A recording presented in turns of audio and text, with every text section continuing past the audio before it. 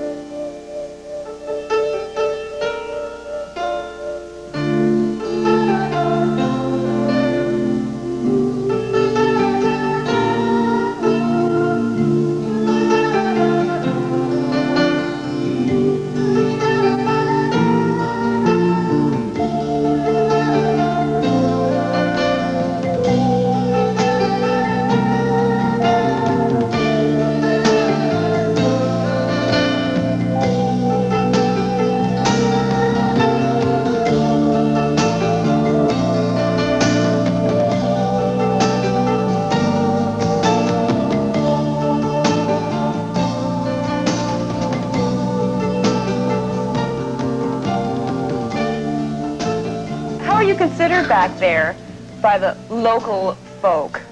The local people folk, that used to know you when you were growing up and in stuff. New Zealand. Yeah. What town are you from? It's gone past legend. It's The become old myth, myth. isn't it, New Zealand? What myth? Yeah, New Zealand's myth. It's gone past legendary in New Zealand. Australia, it's still legendary, but it's sort of tinged with myth.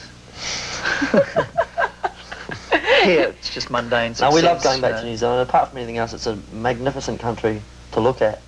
And we go back and recharge our veins, you know, and meet, sort of say hello to the family and friends, and it's good. What do they think of you and your success? I mean, there must be all kinds of people that knew you both, you know, when you were little They guys knew, well, they growing just up. sort of say, you know, how? How? Why? Why them? I know, No, it's good for our parents' friends who, you know, used to snicker, you know, behind our parents' backs when we started off thinking, oh, when are they going to get a decent job? Yeah, right. No New Zealander's ever going to be a successful musician. And so now they, you know, they think that we're really rich, you know, and they think that, and that to them is the epitome of success. That's right.